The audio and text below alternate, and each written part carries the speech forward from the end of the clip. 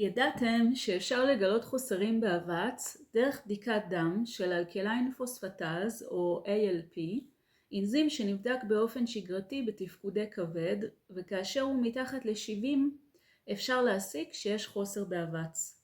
אבץ הכרחי לתפקוד תקין של מערכת החיסון, להתפתחות אצל ילדים ולפוריות טובה. הרבה מטופלים מגיעים אליי עם חוסר אבץ לא מאובחן.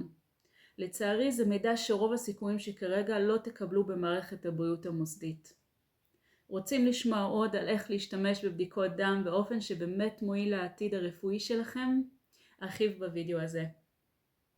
אני אסת, הרבליסטית קלינית, שמרגישה שחשוב לי לשתף במידע ההכרחי הזה, וסלחו לי חבריי שעובדים במערכת הבריאות המוסדית, אין לי שום דבר אישי נגדכם. אז בואו ואספר לכם שהבדיקות הכלליות שאתם מקבלים מהרופא הרבה פעמים ממש לא מכסות את הצורך הרפואי שלכם.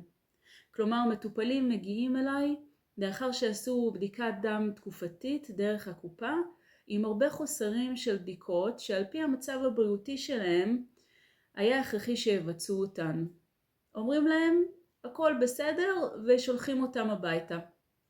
הם בתוך תוכם יודעים שהכל לא בסדר. עייפות, חוסר חיוניות, כאבים ותסמינים אחרים שמערכת הבריאות המוסדית מלמדת אותם לקבל שזה בסדר, ואז זה הופך לשגרה. לדעתי זו ממש הזנחה של המטופל. זה כבר לא נראה כמו חיסכון, אלא יותר כמו חוסר ידע או חוסר ריכוז, שיבושים במערכת ואולי עומס, אני לא יודעת ולא מאשימה. הדבר הבא שאני רואה זה עבודה עם טווח נורמה מאוד שנוי במחלוקת. למעשה מדובר בטווח שמוביל את המטופל לחולי, לא פחות ולא יותר.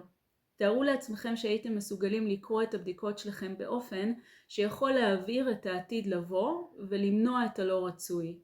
איך הבריאות שלכם הייתה אז? חברים, זאת לא נבואה, זאת יכולת מקצועית ואינטגרטיבית לקרוא תוצאות של בדיקות. גם כאן אכזבה גדולה מכיוון הרפואה המוסדית, שאם תוצאת המטופל נמצאת רגע לפני שיוצאת מהטווח, זה עדיין בסדר, ומחכים שהמצב יידרדר, נהדר. אם מדובר בחיסכון, נראה שזאת שטות מוחלטת, תסלחו לי, כי בעצם ההוצאות על הטיפולים יהיו גדולות יותר ככל שהמצב מדורדר, נכון?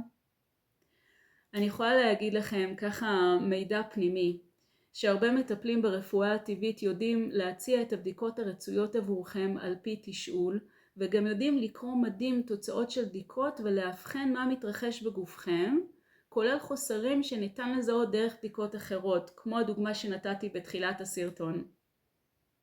ממליצה לבדוק בבדיקת הדם האחרונה שלכם את רמת אלקליין פוספטאז ולתאסף אבץ במידת הצורך.